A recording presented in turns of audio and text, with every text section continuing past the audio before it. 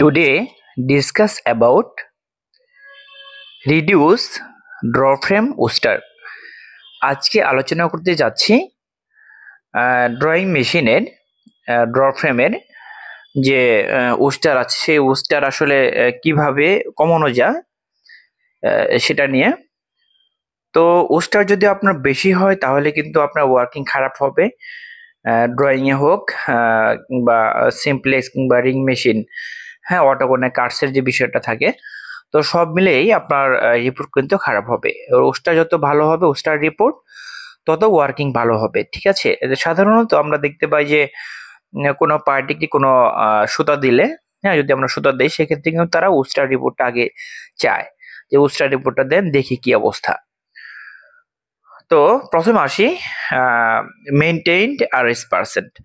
তা RS percent যদি আপনার ঠিক না থাকে, আরএস রিলেটিভ হিউমিডিটি যেটা হিউমিডিটি পার্সেন্ট আপেক্ষিক আর্দ্রতা যদি সঠিক না থাকে তাহলে কিন্তু আপনার হ্যাঁ ওস্টার ঠিক থাকবে না, ঠিক আছে। এই জন্য ব্যাক সাইডের যে ড্রফেমের সাইডে যে আপনার আরএস পার্সেন্ট সেটা সঠিকভাবে রাখতে হবে প্রসেস ওয়াইজ।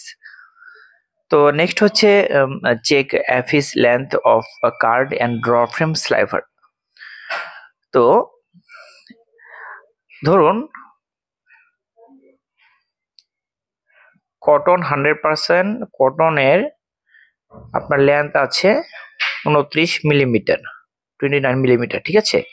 তো এই যে 29 মিলিমিটার আছে আপনার, আমি কি লিখেছি, check AFIS length of card and draw frame sliver, অর্থাৎ এই কটনের লেন্থ হচ্ছে 29 মিলিমিটার, তাহলে আপনার কার্ডিং স্লাইভারের, হ্যাঁ কার্ড স্লাইভারের অ্যাফিস লেন্থ আরো বেশি হতে হবে, অর্থাৎ 5% AFIS length of card and draw frame sliver, অর্থাৎ কার্ডিং এর 4-5টে কার্ডিং এর স্লাইভার নিয়ে আপনার টেস্ট করতে হবে যে অ্যাফিস লেন্থ কত আছে। তো কার্ডিং অ্যাফিস লেন্থ হতে হবে আপনার হচ্ছে 32 মিলিমিটার, ওকে। দেন হচ্ছে এটা হচ্ছে কার্ডিং, হ্যাঁ এটা হচ্ছে কার্ডিং। তো তাহলে আপনার ড্র ফ্রেমের যে অ্যাফিস লেন্থ এটা কত হতে হবে, ড্র ফ্রেমে আপনার হতে হবে 34 মিলিমিটার অ্যাফিস লেন্থ, ঠিক আছে, এটা ড্র ফ্রেমের। তো আমরা যদি কম্পারের ক্ষেত্রে দেখি, কম্পারের ক্ষেত্রে আপনার 36 মিলিমিটার হতে হবে।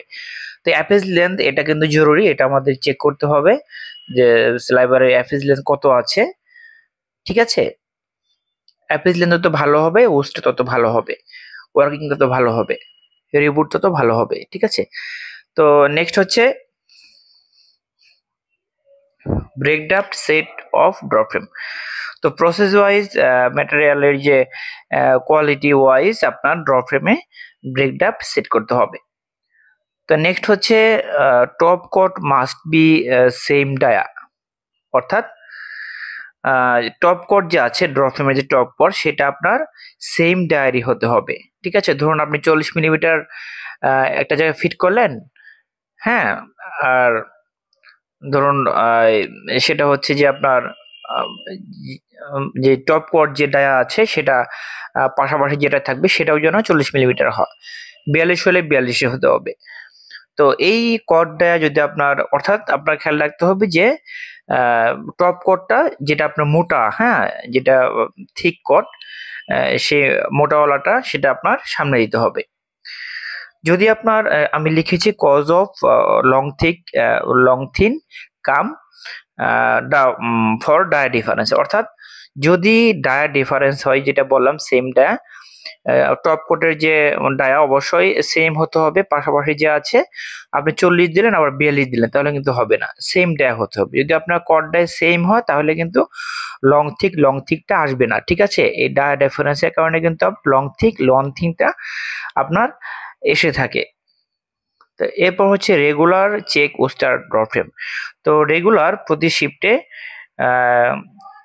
প্রতি শিফটে আপনার কয়েকবার আপনার কি করতে হবে, 1-2 বার ওস্টার চেক করতে হবে, ঠিক আছে। তো এরপর হচ্ছে কারেক্ট স্লাইভার হ্যাঙ্ক, হ্যাঁ স্লাইভার হ্যাঙ্কটা কারেক্ট হতে হবে যে স্লাইভার হ্যাঙ্ক কত আছে, ঠিক আছে, এটা দেখতে হবে। এরপর হচ্ছে ট্রাম্পেট ট্রাম্পেট স্ল্যাবের গাইড কট রুলার ক্লিন, অর্থাৎ ড্র ফ্রেমের যে ট্রাম্পেট আছে, স্ল্যাবের গাইড আছে, কট রুলার আছে, ঠিক আছে, এগুলো সঠিকভাবে মেনটেন করতে হবে যে ক্লিনটা সঠিকভাবে হচ্ছে কিনা। যদি আপনার ক্লিন না থাকে তাহলে কিন্তু আপনার ওস্টার বেড়ে যেতে পারে। এরপর হচ্ছে doubling doubling as per sliver hank of carding. হ্যাঁ, doubling as per sliver hank of carding, অর্থাৎ আপনার কার্ডিং এর যে স্লাইবার হ্যাং আছে, ধরুন কার্ডিং এর স্লাইবার হ্যাং 0.103, তাহলে কি হলো, এটা কিন্তু আপনার পাতলা হলো, তাই না? তাই সেক্ষেত্রে আপনার ডাবলিং কেমন দিবেন? ডাবলিং যদি পাতলা হয়, ডাবলিং আপনার অবশ্যই সেখানে 8 ডাবলিং দিতে হবে। ওকে, আর যদি 0.105, হ্যাঁ, এরকম হয়ে থাকে তাহলে আপনার 6 ডাবলিং দিলেই হবে। তো এরপর হচ্ছে scanning roller size sliver guide change as per material, অর্থাৎ ম্যাটেরিয়াল ওয়াইজ, ম্যাটেরিয়ালের উপর ভিত্তি করে, ডিপেন্ড করে আপনার স্ক্যানিং রুলারের সাইজ, স্লাইবার গাইড, হ্যাঁ, এগুলো আপনার চেঞ্জ করে নিতে হবে, তাহলে উস্টার ভ্যালুটা ভালো আসবে। তো এরপর হচ্ছে ড্যামেজ কট সেপারেট, অর্থাৎ অনেক সময় দেখা যায় যে আপনার কোনো কারণে, হ্যাঁ, কটের মধ্যে স্ক্র্যাচ পড়ে ড্যামেজ হয়ে যায়, নষ্ট হয়ে যায়, সেগুলো পড়ে যায়।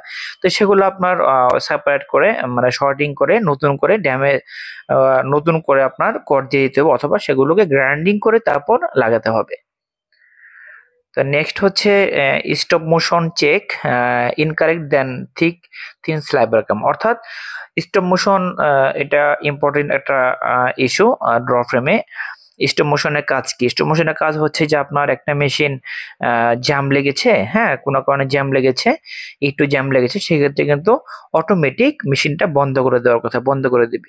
এটা হচ্ছে স্টপ মোশনের কাজ। স্টপ মোশন যদি সঠিকভাবে কাজ না করে, ধরুন আপনার মেশিনটা জ্যাম লেগেছে, মেশিন বন্ধই হয়নি, হ্যাঁ, তাহলে কি হবে যে সেখানে আপনার থিক এবং থিন স্লাইবার চলে আসবে।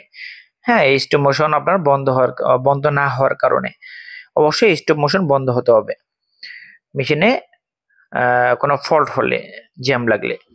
তো এরপর হচ্ছে calibration must be finisher drawing. তো ক্যালিব্রেশনটা আপনার ফিনিশার ড্রয়িং এ অবশ্যই করতে হবে। ক্যালিব্রেশন না হলে কিন্তু ওস্টার রিপোর্ট ঠিক আসবে না, ভালো থাকবে না, ঠিক আছে?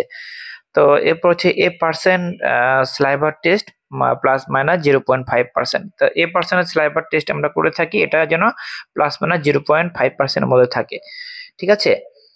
তো এরপর হচ্ছে draw frame timing belt clean by brush. Draw ফ্রেমের যে টাইমিং বেল্ট আছে এটা কিন্তু ক্লিনিং করতে হবে ব্রাশের মাধ্যমে। হ্যাঁ, এই টাইমিং বেল্টটা যদি আপনার ময়লা থাকে তাহলে কিন্তু আপনার কি হবে, ওস্টার বেড়ে যেতে পারে, হ্যাঁ, ওস্টার রিপোর্ট খারাপ হতে পারে। তো এ হচ্ছে আজকের টপিক, আশা করি বুঝতে পেরেছেন। আজকে এই পর্যন্তই, পরবর্তীতে নতুন একটি টপিক নেবেন ইনশাআল্লাহ। ততক্ষণ ভালো থাকবেন, আল্লাহ হাফেজ।